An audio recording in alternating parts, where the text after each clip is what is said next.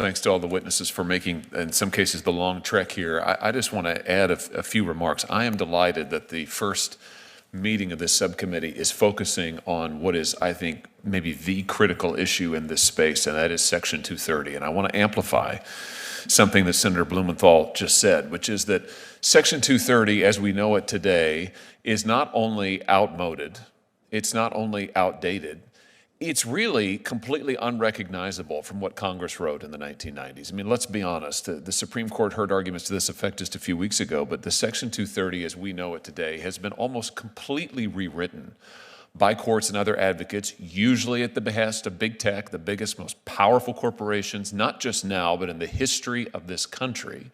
They have systematically rewritten Section 230. And listen, I hope that the United States Supreme Court will do something about it because, frankly, they share some of the blame for this. And I hope in the Gonzalez case they'll begin to remedy that. But whatever the case may be there, it is incumbent upon Congress to act. We wrote Section 230 originally. We should fix it now. And I welcome these hearings to collect evidence, to hear from experts such as those who are before us today about the paths forward. From my own view, I think that some of the common ground that Senator Blumenthal mentioned and that the chairman mentioned that we've heard in our hearings recently really boils down to this. It really is time to give victims their day in court. What could be more American than that?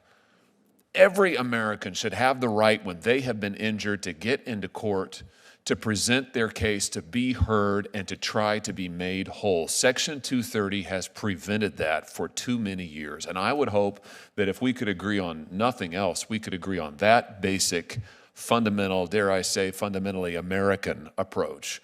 And I hope that that's something that we'll be able to explore together. Now, I just note that progress on reforming Section 230 has been very slow. As a Republican, I would love to blame that on my Democrat colleagues. But the sad fact of the matter is Republicans are just as much to blame, if not more. And my own side of the aisle, when it comes to vindicating the rights of citizens to get into court, to have their day in court, has often been very, very slow to endorse that approach and very, very wary.